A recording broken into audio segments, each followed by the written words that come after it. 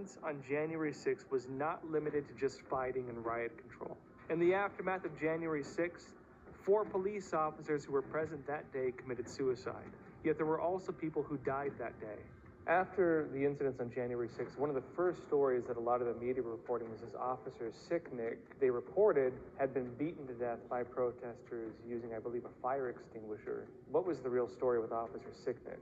Well, the real story is his death was ruled by the medical examiner as from natural causes. He had a stroke, and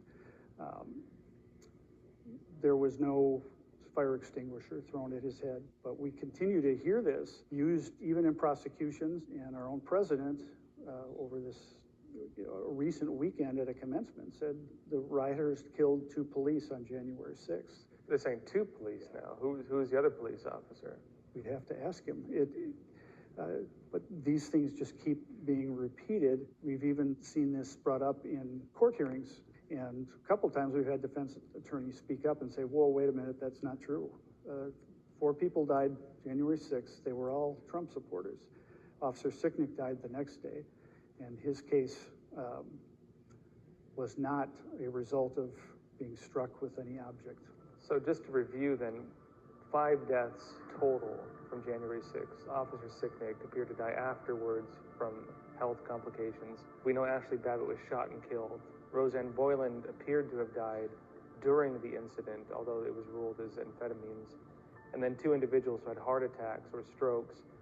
It appears that it was triggered very likely by munitions that officers had used against them. Certainly could have been. I mean, they were close enough that would be a concern.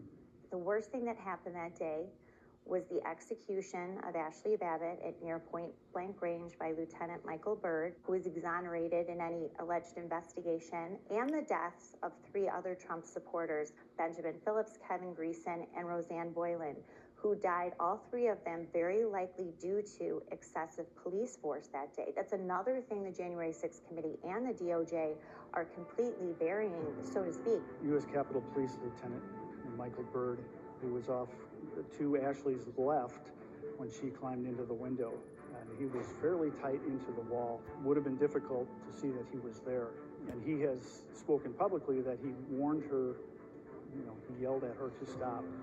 You cannot hear that on any of the audio. It would be arguably very difficult because the crowd noise coming from that hallway, it was a din, it was very loud. But he had his gun trained on her. As soon as he appears in the frame in the video, it's not just is drawn and he's in shooting stance. And then he advances forward and lunges, and then he fires at her and strikes her in the left shoulder. In the speaker's lobby, which is a fairly large space with marble columns, behind one of the columns, it was probably 15, 20 feet from where Lieutenant Byrd was, there was another officer who at almost the same instant as Lieutenant Byrd drew his weapon into firing position. So he had trained on Ashley Babbitt coming through the window. Did not fire as far as we know. The video was shot through cracked glass, so it's very difficult to get complete details, but it's very clear he raises his weapon into firing position, and then Lieutenant Byrd fires quite shortly after that. And as far as we know, then he drew down and did not fire. But there was a second officer by the stance he took, prepared to fire on her. It's hard to approximate the distance, but it would appear to be some 8 to 10 feet away from where she was coming through the window, at which time Lieutenant Byrd produced his Glock firearm and fired once without a safe backdrop, because there were officers behind her and other innocent persons behind her, striking her, whereupon she fell to the floor, mortally wounded. Lieutenant did not go forward and handcuff Ashley Babbitt and administer first aid. He withdrew. He's out of the picture. There was an additional officer who withdrew his weapon, again pointing it in a direction that was not a safe backdrop, but did not fire. So there's a discrepancy between the need of the lieutenant to fire when another officer didn't fire with the same circumstances. In order for lethal force to be authorized, the officer must be able to articulate that he or she was in fear of losing his life, was about to be killed or grievously injured. There is nothing I saw in that film that would indicate that that was possible or probable from what unfolded. Lastly, I am not aware of any firearms discharge report being written, and I'm not aware of any conclusion that stated that he was exonerated based on a thorough internal affairs investigation, including the Graham v. Connor litmus test. The first thing that would happen immediately upon a discharge of firearms would be, as I said, this now is a crime scene. And the lieutenant should have closed on the person that he shot, handcuffed that individual to prevent recovery and necessitating a weapon. Next thing, apply first aid, and immediately that area should have been taped off, sealed off. It becomes a crime scene and should await the response of the crime scene investigation unit, who would photograph the positions, the measurements, the forensics involved with the discharge of the firearm. A subsequent discharge of firearms report would be required to be written by Lieutenant Byrd. He would be placed on administrative leave with pay. His badge and ID card and firearm would be taken, and an internal affairs investigation would begin. Investigation is concluded. That would go to the office of the chief of police, who would make a disposition in the case that he as the chief, would have to make. I was shocked that the Department of Justice issued a 3-paragraph response to this horrific event, based on the fact that they included in their language the Graham v. Connor litmus test, which is objective reasonableness. Clearly, in any way, this was not objectively reasonable. And to use that language in defense of Lieutenant Byrd shows a conscious disregard for the facts as to how they came to that conclusion. Lieutenant Byrd's refusal to be interviewed after requesting his lawyer, which never occurred. Are you willing to give us a statement today? I would prefer to have a lawyer present under the information that you just provided. That is perfectly understandable, and I will not ask you to provide a statement today. I will ask you that when you do secure counsel, you have my business card, my contact information on them. If you have them reach out to me to arrange for you to provide a statement when appropriate. Yes, sir. He has a duty and a responsibility to be Lybargered, the department to Lybarger him, which requires that he answer their questions in an internal affairs investigation or face termination for refusing to answer. He has no right to withhold an answer. My conclusion was that based on what I saw and observed in the video clip, that Ashley Babbitt was murdered. She was shot and killed under color of authority by an officer who violated not only the law, but his oath, and committed an arrestable offense.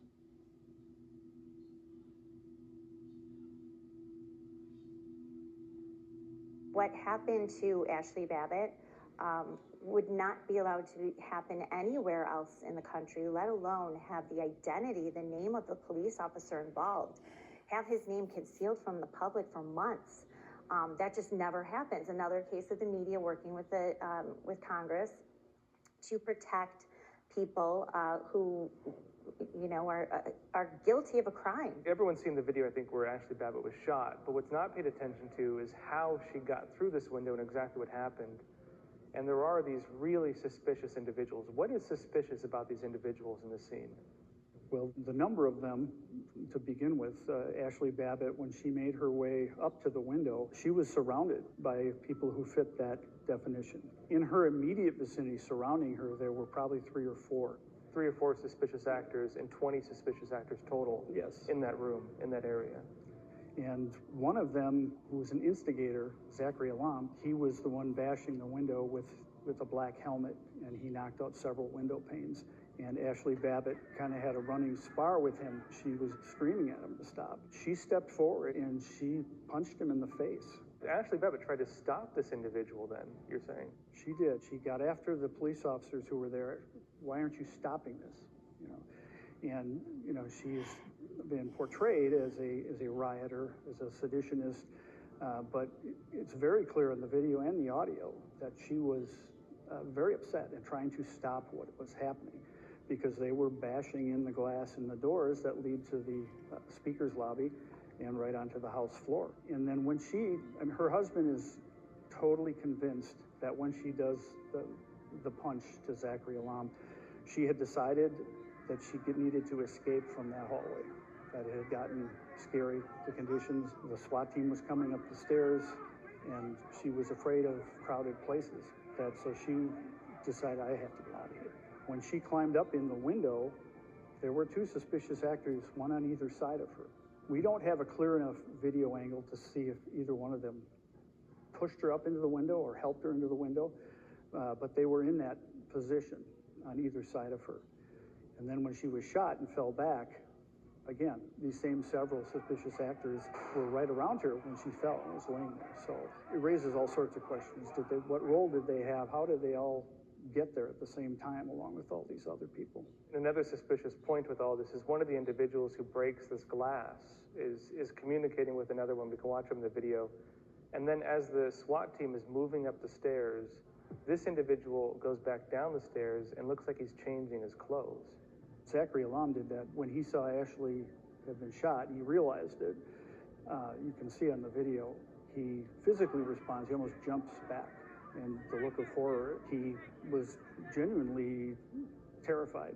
It certainly seemed to be, even though he had created the conditions that led to that by the violence with the helmet and the smashed glass. And he did go down the stairs and did not come back up. But there were a number of people on the stairs that we haven't been able to identify and also haven't been charged, and who were familiar enough with the police to go up to them and say things or pat them on the back.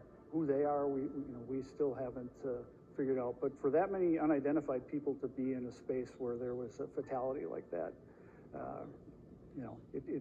it goes to our longer list of burning questions. News outlets have tried framing Ashley Babbitt as having not been a peaceful protester, and House Democrats have painted her killer as a hero. Yet video evidence tells a very different story of her and of her death. Who was Ashley Babbitt? We met with her husband, Aaron Babbitt, in San Diego to learn more. Ashley just loved life. She loved herself. Nobody loved Ashley more than her. I mean, she just woke up every day wanting to take on the world, and, never had a task that she didn't want to conquer. And the harder it was, the more she wanted to fight for it. She loved her dogs. I mean, we had 3 dogs. I've lost all 3 of them since January 6th. It's been a rough 18, 19 months. What happened on January 6th? I understand you were not there. She went. What was kind of what did you hear from her and why she wanted to go? We were sitting on the beach in Cabo. It was Christmas Day.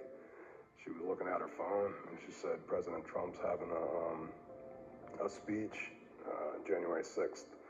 And I really think I want to go, because it might be the last time I get to hear him talk, or at least, for another 4 years. And I kind of shrugged it off, laughed it off, because, we had already been on vacation. We shut our business down for 2 weeks between Christmas and New Year's. But when Ashley has her mindset on something, she's going to do it, and that's the relationship we had.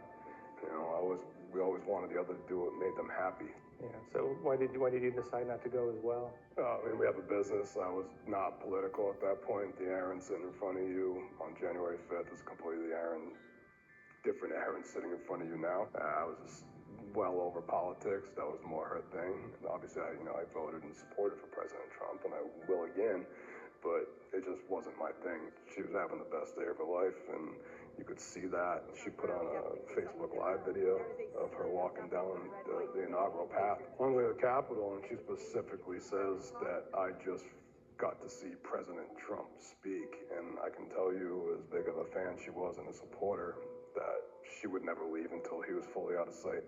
Now, Did you receive any messages from her when she was in the Capitol building? Yeah, I mean, I got a couple texts, but it was just, I'm inside the Capitol and I was looking at like, yo, what? And I turned my TV on real quick. Everybody was inside the House chamber just going about their own business. And I remember taking a picture of my TV and going, they don't look very concerned. When the news that she was shot came out, what was your reaction? I watched it live. I was watching it happen. I had to, out here in California, we were still heavily locked down for COVID. I had to make a gym reservation, and I had a short day that day, so I got home at like 11:30 our time, and I got a call somewhere just after 12 saying that it was from a person that I really don't talk to. I mean, him and Ashley's wife were really good friends. We're buddies when we're around each other, but that's about it. And he said that his wife had thought that she had seen Ashley on TV and it looked like she'd been hurt. There was something about a door or a window. I could hear the tremble in his voice, and I hung the phone up. I walked outside, out into the living room, and I turned my TV on, and the very first image I saw was Ashley laying on the ground with blood, blood coming out. The lights went out. I collapsed. I came to. There were people in my house. I knew them, but I don't remember them coming in. At that point, I mean, my life really just changed forever. I mean, my phone started ringing, and I'm, thinking, hey, I'm getting info now. And it's, hey, this is so-and-so from this TV station in San Diego. You're not who I want to talk to. I'm trying to find out what happened to my wife, and I have to answer these phone calls. I was bound to the same use of force continuum that those police are in DC. I worked at a security and nuclear power plant. I knew the steps. I could spit them out verbatim when I was working there.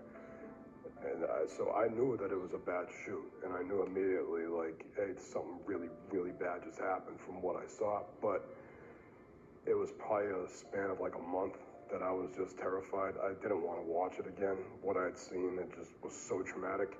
I didn't want to watch it happen again.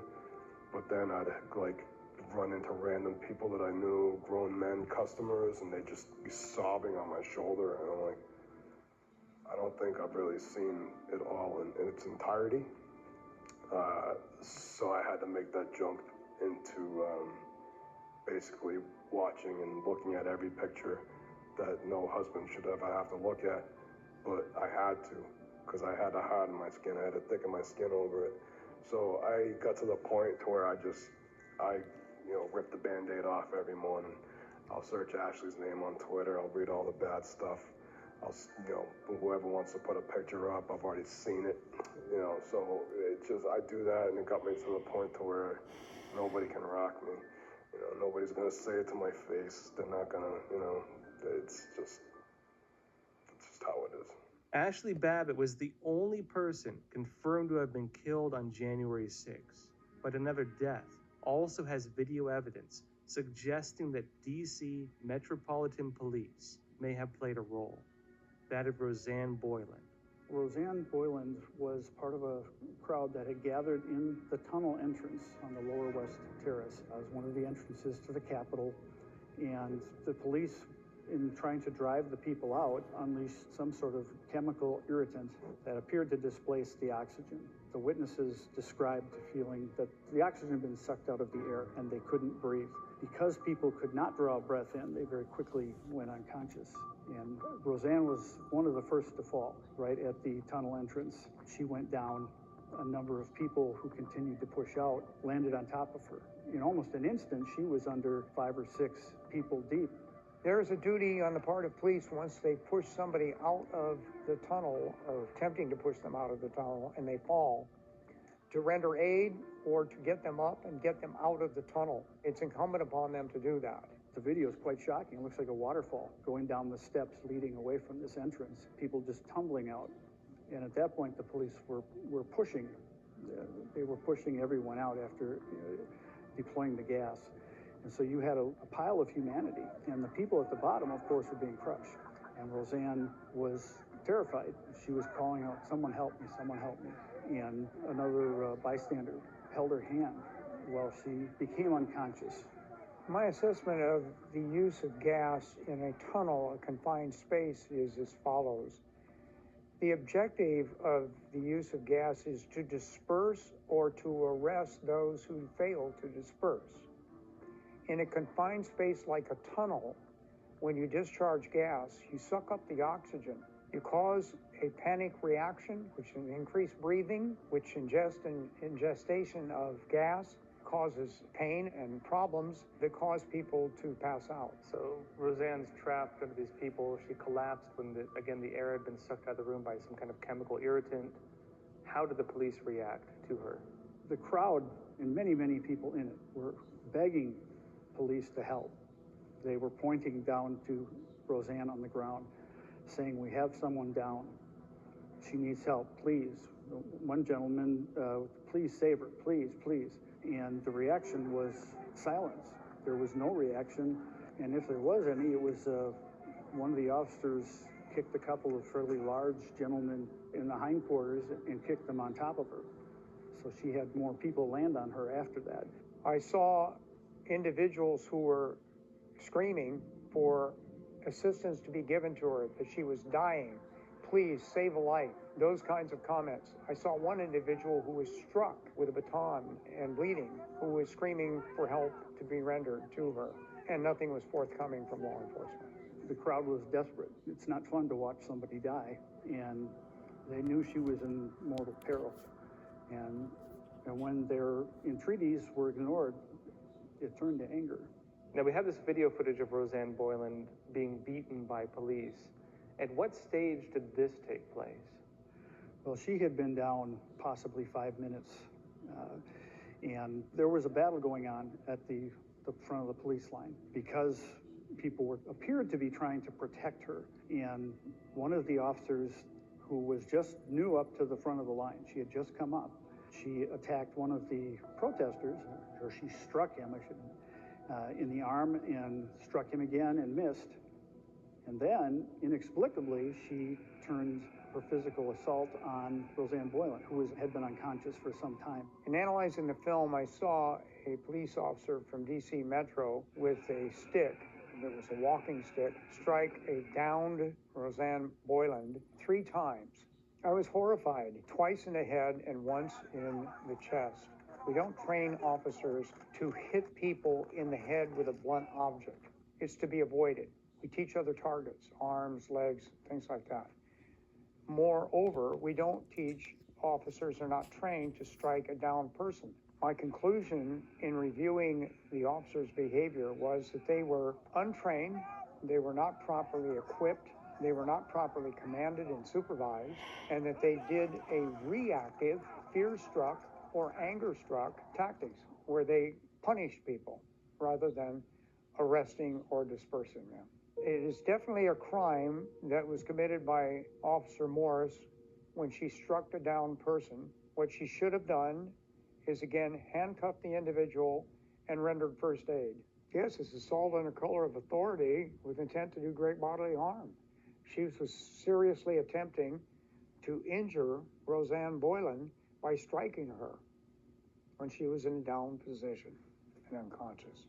The officer tried to continue, but she was swinging so hard, the stick flew out of her hand, so she had lost her weapon. And then a colleague of hers behind her pulled her back into the Capitol itself. And the entreaties for Roseanne continued. A gentleman stepped up, was holding a medical crutch, an aluminum crutch, to basically block police. He started out his role in this by asking people to pray. And you can see this on video. He turns around and he's shouting at people to stop and pray because he thought people were dying. And indeed, that's what turned out to be the case. In a short while after that, he is at the front line. This crutch just flies in from off camera, lands at his feet. So he ended up picking that up. He said, "I'd try to make myself as big as possible to be a barrier between the police and the crowd." And as he did this, some of the bystanders pulled Roseanne down the steps and started CPR. I mean, he's charged with multiple counts, but in the media and even in his own extended family, he got pretty widespread condemnation. You know, he was labeled as an insurrectionist in that he was assaulting the police. You can look at that video and you can draw other conclusions, but his input was key. He was widely condemned. Short time after, Luke Coffey held the crutch up and the bystanders tried doing CPR. They picked her up and set her down right in front of the police. You watch the video and it almost seemed to be like, here is a person in need of help her. And eventually an officer did step forward and grabbed her by the foot, but they dragged her out, and it reminded me of deer hunting. You drag out a deer carcass, and her arms went up over her head. She lost a good bit of her clothing in this process, but they pulled her into the Capitol. Then she did receive emergency care, and I think heroic care. The officers that were inside didn't hesitate. Unfortunately, we're pretty sure she was deceased by that time, but that did give that family great comfort to see that not all the officers were indifferent to what was going on with her. Imagine if the American people actually saw just what happened to Rosanne Boylan and these officers who keep portraying themselves as heroes that day when they were the villains. And I've said this over and over. The people who acted most violently on January 6th were Capitol and DC Metro Police. People don't want to hear that. I think that's why you have so many men who are at the mouth of that tunnel trying to protect her and others who are on the ground, others who are being beaten by police officers. That's why you have so many of those men under pretrial detention orders trying to torture them into plea deals, because they don't want trials and they don't want the evidence of what happened in that tunnel to come out at trial. And so I think that's why you've got at least 6 or 7 men who were there, who were hitting police officers. I mean, that is a fact. But when you see law enforcement, when you see thugs disguised as police officers, you can defend yourself and others around you.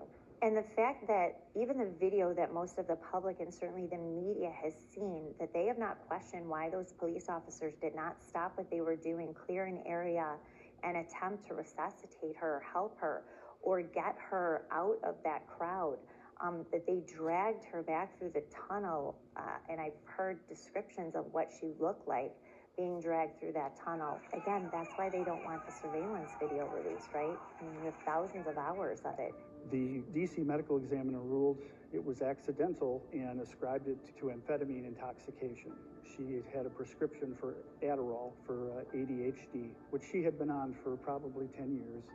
It was a drug she was certainly used to, and there was no indication she had any distress up until the point she fell. But that was his finding, and the family, the Boylan family, immediately felt they needed to challenge that, and they did hire their own pathologist to review the autopsy, and that person came to a different conclusion and said that amphetamine intoxication was clearly not the reason for her death, and seemed to acknowledge that the circumstances she was in with the crowd and being crushed and this violence going on around her and pepper gel just dripping from on high, and she's probably inhaling some of this stuff, that those could have been very easily aggravating factors. Video footage of protesters fighting with police at the doors of the Capitol building have been among the more common scenes used by media outlets, trying to paint the protesters as violent. Yet the full context of that scene is often left out. When the video evidence is shown in its full context, it's clear the crowd is trying to rescue Rosanne Boylan as police beat her unconscious body. To get the deeper context of the crowd and what took place, we met with Luke Coffey, the man who pushed the police back using a crutch, which then allowed other protesters to pull Rosanne from the tunnel. I was walking back to the hotel and I was approached by 3 different men, kind of younger guys, that were running away from the Capitol and were basically telling people that we need patriots at the Capitol. There are people dying inside. We need patriots. But I thought it was strange because they were running away from the Capitol and we were still at least a mile probably away. I was prodded at that point by the Lord really I wanted to go up there to the front and try to stop the chaos and confusion and whatever was going on. I didn't know anything at this point. So initially when they approached me, it was I felt it stood out as a very strange occurrence that they were trying to get people to go up there, and why were they running away from it? It was bizarre, really. And I had a friend that is, I would consider a conspiracy theorist by nature, and he warned me that there could be a false flag incident that day, be very careful. And that's immediately what I thought, that these gentlemen were trying to escalate, provocateurs that were working to get people up there. I heard the Holy Spirit speak to me and say, go up and to the front and pray. And it was very clear voice. I think there are three voices in our head: our own, the Holy Spirit, if you know Jesus, and demonic spirits that can influence you. I know it was not my own voice, and it was the Lord that very much told me, and I felt it was a prodding in my heart to go up there, regardless of the risk, and just pray and pray for peace. As I was walking up there, I felt like there were saints, that were making eye contact, going out of their way to make eye contact with me. And this is a crowd of 20 to 30,000 people, but it was certain people that were just still and peaceful and just they'd give me a little nod or just make eye contact with me. And, the eyes of the window of the soul, and it was something incredible that really has stood out to me, and I haven't told a lot of people. It was an overcast day for the most part, but the clouds opened up, and I did see these strips of paper coming down. They were verses that encouraged me to continue on, and I don't think other people saw them, and I know I wasn't hallucinating, but it was prodding me to continue on. And again, people can think I'm nuts, but until you experience these things, you may be a doubter. So when I saw the verses coming down, it only solidified what God had told me to go up there. They were at several points, the crowd was out there singing Amazing Grace. It was a picturesque experience I felt like God gave me a glimpse of heaven in this chaos and confusion that was going around. Was this beautiful, peaceful thing happening, which I know was a gift, and it was truly incredible, and that's what led me to go up to the West Side Terrace. When I went up there, they started deploying the tear gas.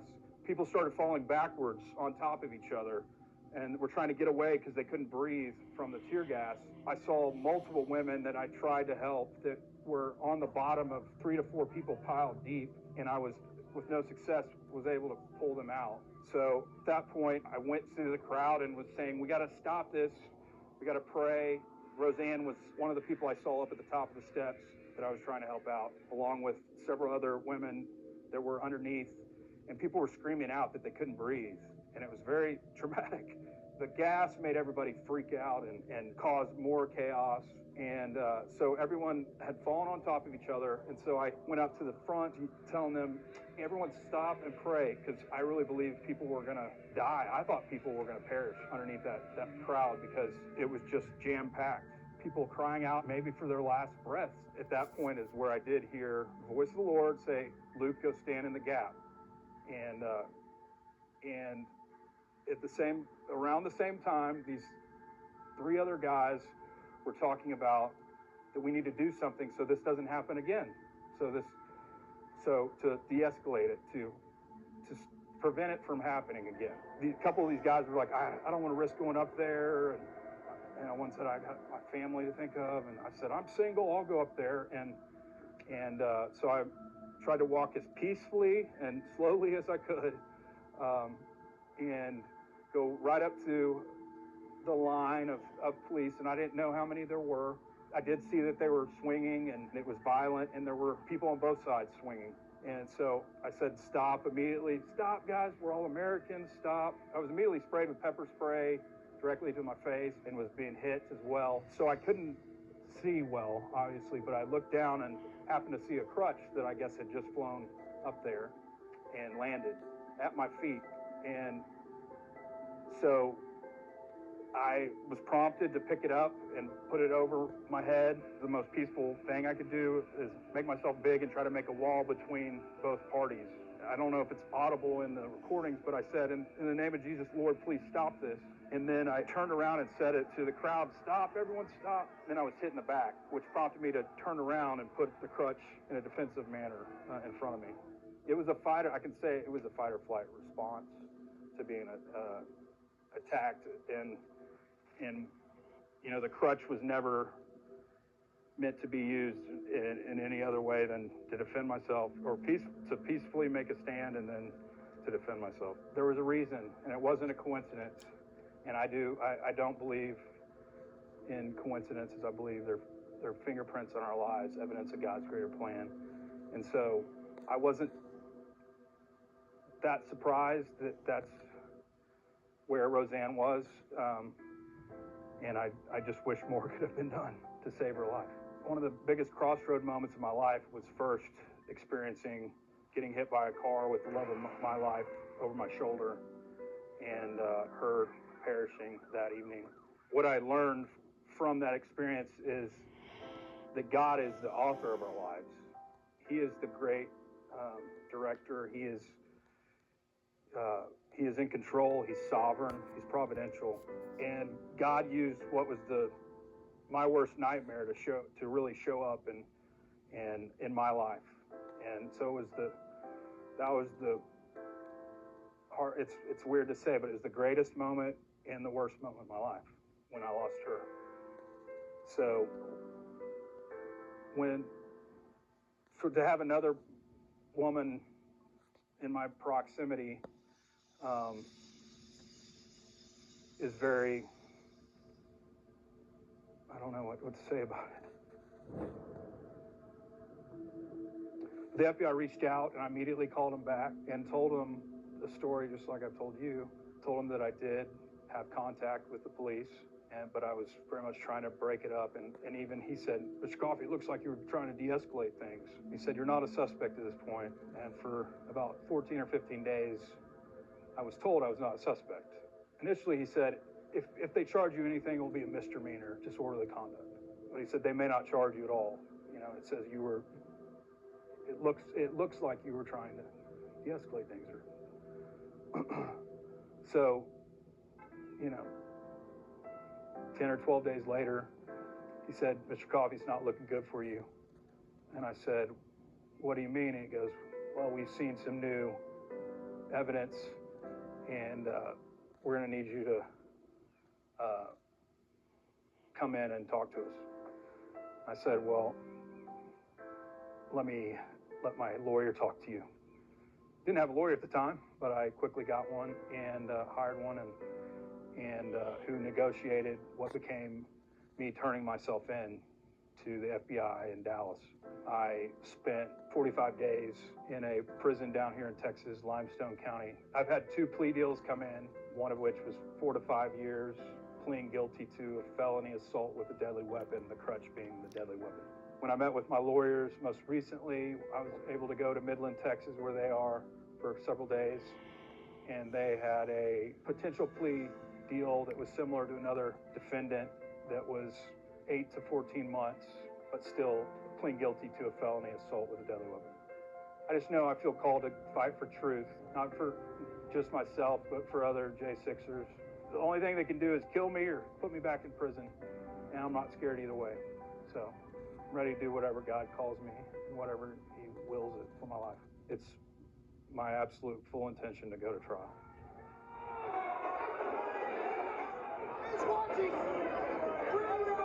One of the defense attorneys for the Oath Keepers filed a motion that identified 80, what he calls suspicious actors and material witnesses.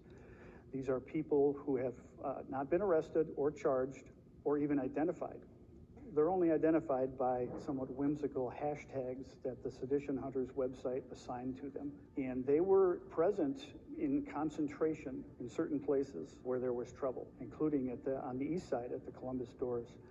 So he went through and he gave them numbers, and you'd see when the police line was breached. The breach point included it was almost exclusively the suspicious actors. Attorney Brad Geyer, when he filed this motion, and he watched this over months, the video, that a lot of these fellows worked in two-man teams, tactical teams, and then they were also seen later up on the terrace when they were trying to get into the Columbus doors. He raised a big question, which would be exculpatory for a lot of defendants, that if there was anything that was staged, that calls a lot of things into question. And so he's trying to identify those people. He wants to use facial recognition using the government's own databases, because these folks are not listed anywhere. And there's been no explanation. Prosecutors have adopted a policy of just no comment outside of court filings. So we have asked, can you explain this? And there has been no response. Obviously, there will be in responding to the motions at some point.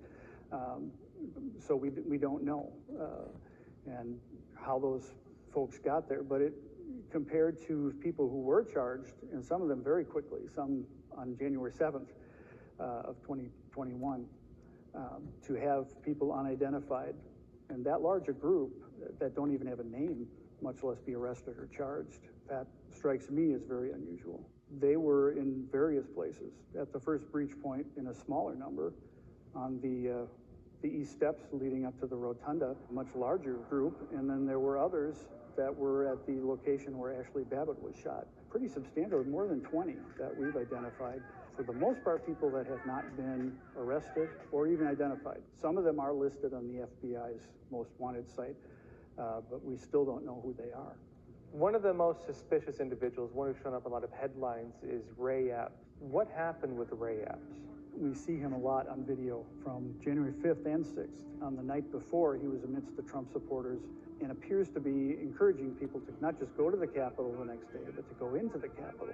Tomorrow, we need to go into the Capitol. Into the Capitol. And got in some verbal sparring with some Trump supporters who were chanting, "Fed, Fed, Fed." Had him pegged as an agent because I think they knew it was an illegal thing to do, potentially. He went around that crowd encouraging people to go into the Capitol. Because of the stakes here, we've got to go into the Capitol. There were plenty of people charged that day for encouraging others to go inside the Capitol, and Ray was never arrested or charged with anything. Wait, so they're going after people for entering the Capitol building, but one of the individuals who demonstrated, premeditated entry to the Capitol and was encouraging others was never actually charged? That obviously raised a lot of questions, and I know he denied being any kind of an informant, working for the government, but yet we see him quite a few times after that, and this was well before the president had finished speaking. At the first breach point, he is seen interacting with some of the people that pushed over the barriers, and one of the men charged with the first breach, he was talking in his ear. Hard to say what he was saying. He claims that he was telling the young man to back off, but what the fellow actually did is he turned around and dumped over the barrier, and the group was off to the races. He was seen again at the next breach point, and again, just backed off to the front line.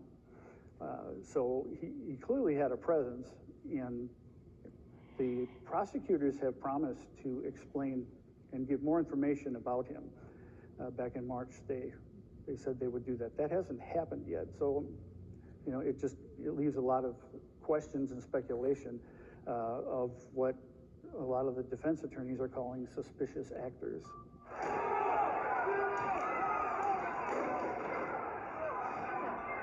Who is this individual we're looking at in this piece of footage? Well, a radio journalist from Michigan was shooting video that day at the Capitol. What he captured were two, most charitably called, suspicious actors, but they are dressed in such a way that led him to believe that they were government agents. And one of them, after the windows had been broken by a protester, it was encouraging people to pull the rest of the glass out and go inside. Bobby Powell, who was the journalist that had shot it, and he has his camera rolling, he told him that would be illegal, and that wouldn't be a good idea. He warned people off not to go into that window, and then he turned his camera around and he caught this agent or suspicious actor pulling a large pane of glass out, this tempered glass. It kind of folds into itself. crunch onto the ground. When he realized he was being filmed, he quickly dropped it. It seems apparent on the video that he did not want to be seen doing what he just did. So he pulled in a protester and started blaming him. He said, "What are you doing breaking that window?" The poor fellow that was being accused didn't know what was going on. And then he gave him a couple of really good shoves and cocked his arm like he was going to punch him. We don't know. His facial image is not on any of the Sedition Hunters sites or the FBI's most wanted site, but he clearly was committing criminal damage to property, and he has not been charged. So it, again, it raises a question of why. Have we not been able to discover his identity because his face was covered and he was wearing dark glasses? Who's the other individual captured in this footage? At the nearby Columbus doors, these giant bronze ornamental doors, we had the second suspicious actor who was holding the door open, the inside door, with a wooden pole. He just stood there and had, it was like a fairly thick wooden dowel holding it open for a pretty good chunk of time. And he was also pushing people into the entryway. In fact, the journalist who shot this said he got a very strong shove. That this guy was hold the line, and was pushing people in. He probably would have been there longer, except he got a dose of tear gas in his face and was put out of commission. And then we don't see him again on that video. But making it easier for people to get into the Capitol and encouraging them with a good shove, again, raises questions about who is this fellow. In addition to this, so the guys trying to push people through, these are captured at the same time by the same journalist. Also, the individual trying to, again, opening the window up is even encouraging people to enter, I believe, as well? Yes. What's he saying? Well, he said, why don't y'all open the rest of it up?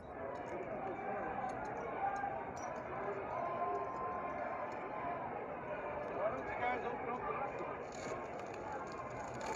it? Because I think that'd probably be illegal. Oh, I know, my glasses. He just came out of the blue. He was off to the side or behind the journalist who was busy picking up the broken glass. I'm pretty sure that's why he wheeled his camera around, is to catch it, because while he was telling him this, while the suspicious actor was encouraging him, he was busy pulling the glass out. You could hear it crinkling while he's saying these things. So, and again, it was just encouraging people to do what we're told they're not supposed to do, is trespass in the Capitol. I remember hearing from previous